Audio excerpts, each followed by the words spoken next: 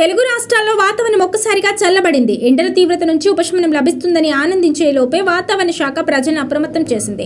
బంగాళాఖాతంలో ఏర్పడిన అల్పపీడన ప్రభావంతో తెలంగాణ వ్యాప్తంగా రాబోయే 2 రోజులు వాతావరణంలో భారీ మార్పులు చోటు చేసుకోనున్నాయి. ముఖ్యంగా రాజధాని హైదరాబాద్ తో పాటు రాష్ట్రంలోని పలు జిల్లాలకు ఐఎండీ ఎల్లో అలర్ట్ జారీ చేసింది.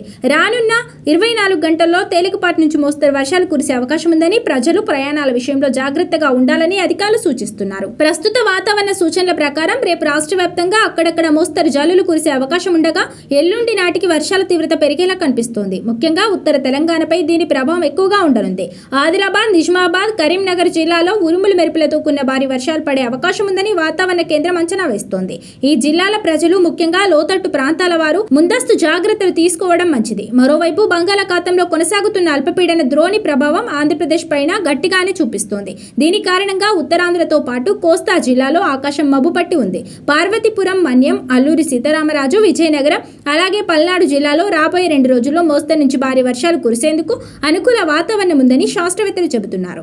ఈ ప్రాంతాల్లోని వ్యవసాయదారులు అప్రమత్తంగా ఉండి తమ పంటలను సురక్షిత ప్రాంతాలకు తరలించుకోవాలని నిపుణులు కోరుతున్నారు. అల్పపీడనం మరింత బలపడుతుండటంతో తీరం వెంబడి గంటకు 40 నుంచి 50 కిలోమీటర్ల వేగంతో బలమైన ఎదురుగాలు వీచే అవకాశం ఉంది. సముద్రం బాగా అల్లకల్లోలంగా మారే సూచనలు కనిపిస్తుండటంతో వాతావరణ శాఖ తీవ్ర హెచ్చరికలు జారీ చేసింది.